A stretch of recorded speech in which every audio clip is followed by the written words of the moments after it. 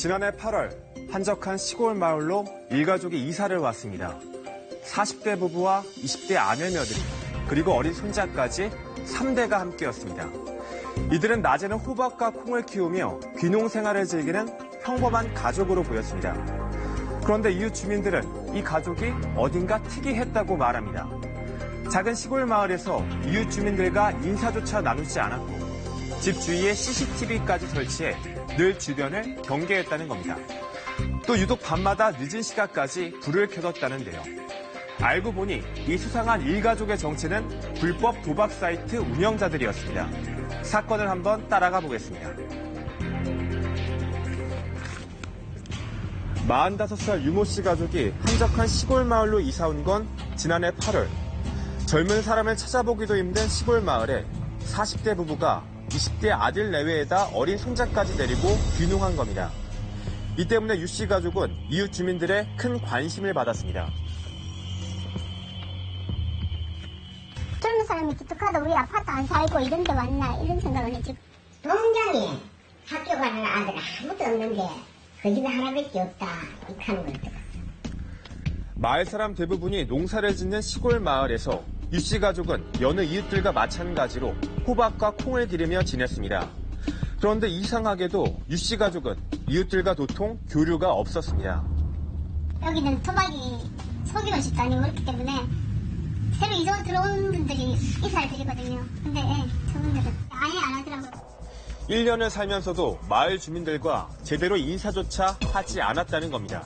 항상 창문을 닫아놓고 있었죠. 그래서 우리가 신랑하고 얘기하기로 저 집은 덥지도 않나 문도 한 번 안 열어놓냐 그렇게 했었죠.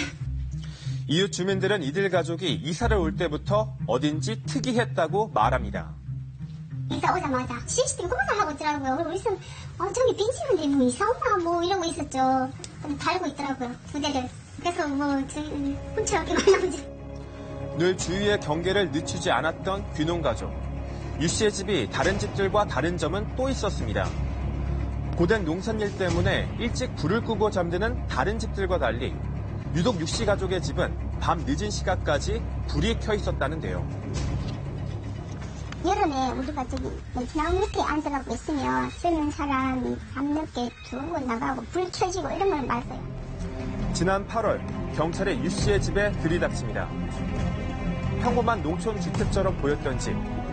하지만 방 안에는 컴퓨터 여러 대와 외부를 감시하는 CCTV 모니터가 설치되어 있는가 하면 집안 곳곳에서 현금 다발이 쏟아져 나오고 대포 통장 수집계도 함께 발견됩니다.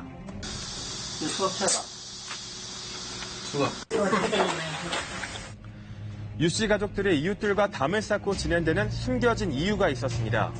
평범한 귀농 가족으로 보였던 유 씨 가족의 정체는 다름 아닌 도박 사이트 운영자들이었습니다. 해외 서버를 두고 그 도박 사이트를 운영해가지고 회원들 상대로 한 270억 원 상당을 그 판돈 규모가 되는 그런 도박 사이트인데 그 이번 특징은 도박 사이트에 그 일가족들이 관여 있는 그런 특징을 가지고 있습니다. 일가족 5명이 농가에서 무려 270억 원대 규모의 도박 사이트를 운영해온 겁니다. 유 씨 부부의 아들 2명과 며느리는 교대로 전화를 받으며 사이트 관리와 고객 응대를 했고 유 씨 부부는 차를 타고 전국을 돌면서 도박 사이트로 입금된 돈을 찾았습니다. 유모 씨는 사이트 운영을 전체적으로 총괄하고 사실은 관계 있는 여자도 같이 가담하면서 차량을 타고 다니면서 정부에 인출을 하고요. 그리고 그 아들은 집안에서 사이트를 관리하고 그 며느리는 콜센터 역할, 전화를 받고. 도박 사이트 운영 전력이 있었던 유 씨가 아내 박 씨와 함께 도박 사이트 운영에 다시 손을 대면서 시골에서 어업에 종사하던 큰아들과 간호사 며느리, 군인인 작은 아들까지 범행에 끌어들인 겁니다. 자식들이 이제 어렵게 생활하고 며느리도 힘들게 생활하다 보니까 이제 부모 입장에서는 그게 나쁜 줄 알면서도 좀 편하게 돈 벌고 하는 그런 것 때문에.